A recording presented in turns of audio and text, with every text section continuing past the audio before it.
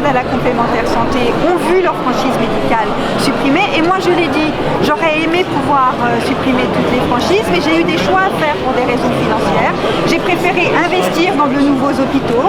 J'ai préféré prendre en compte les nouveaux traitements innovants pour que toutes les personnes qui ont un cancer et qui peuvent être traitées avec les nouvelles molécules puissent l'être, pour que les personnes qui ont besoin des nouveaux traitements et qui valent des dizaines de milliers d'euros contre l'hépatite C, j'ai eu des choix à faire et le choix que j'ai fait, c'est de permettre à ces personnes d'être prises en charge complètement pour des dizaines de milliers d'euros, même si parfois on doit payer 1 euro, 2 euros, 50 centimes pour sa boîte de médicaments.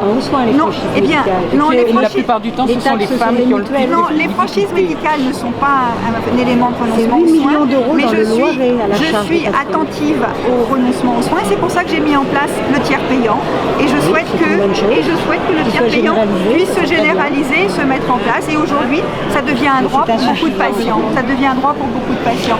Écoutez, la prise en charge par la sécurité sociale, depuis 5 ans, elle a augmenté. Donc on peut toujours dire il faudra faire mieux et moi je ne me satisfais pas de ce qu'il y a. Mais ce que je constate, c'est qu'en 2012, la sécurité sociale remboursait 76%, toutes choses confondues. Aujourd'hui, c'est plus de 77%. Et bien ça, c'est des progrès concrets. Je considère qu'il y a...